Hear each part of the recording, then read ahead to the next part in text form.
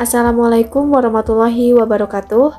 Perkenalkan, nama saya Tarisa Dwi Lestari dari kelas manajemen 22K. Di sini saya akan meringkas tentang pasar keuangan dan indikator harga saham. Pasar keuangan adalah tempat di mana berbagai instrumen keuangan seperti saham, obligasi, mata uang, dan derivatif diperdagangkan. Tujuan utama pasar keuangan adalah memungkinkan perusahaan, pemerintah, dan individu untuk memperoleh modal, mengelola risiko keuangan, dan melakukan investasi. Ada dua jenis pasar utama dalam pasar keuangan. Yang pertama ada pasar modal. Pasar modal ini mencakup perdagangan saham dan obligasi. Pasar saham adalah tempat di mana saham perusahaan diperdagangkan. Melalui pasar ini, perusahaan dapat memperoleh modal dengan menjual saham kepada investor. Pasar obligasi di sisi lain adalah tempat di mana obligasi diperdagangkan. Pemerintah dan perusahaan dapat meminjam uang dari investor melalui penerbitan obligasi. Yang kedua ada pasar uang. Ini adalah pasar di mana instrumen keuangan dengan jangka waktu singkat seperti deposito berjangka, surat berharga pasar uang, dan instrumen lainnya diperdagangkan.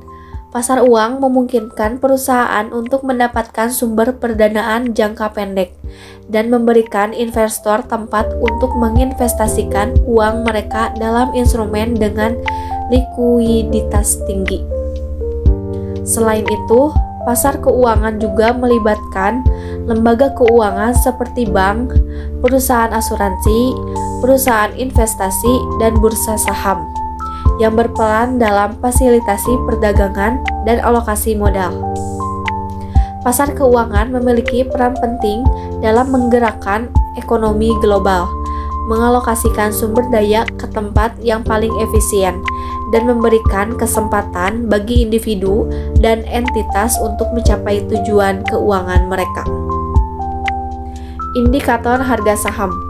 Indikator harga saham adalah alat yang digunakan untuk mengukur kinerja dan perubahan harga saham di pasar keuangan. Ini ada beberapa indikator utama. Yang pertama, indeks saham. Ini adalah representasi keseluruhan kinerja pasar saham dan mencakup sekelompok saham yang dianggap mewakili pasar secara keseluruhan. Yang kedua ada price to earning ratio. Ini adalah perbandingan antara harga saham per lembar dengan laba bersih per lembar. Price to earning ratio membantu investor menilai apakah saham mungkin overvalued atau undervalued. Yang ketiga ada volume perdagangan. Volume perdagangan mencerminkan jumlah saham yang diperdagangkan dalam suatu periode waktu tertentu. Volume yang tinggi bisa menjadi indikasi minat pasar terhadap saham tersebut. Yang keempat ada moving average. Rata-rata bergerak adalah alat untuk mengidentifikasi tren dalam harga saham.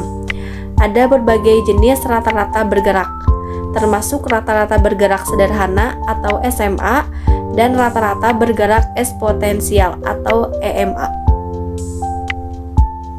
Sekian penjelasan dari saya, kurang lebihnya mohon maaf. Wassalamualaikum warahmatullahi wabarakatuh.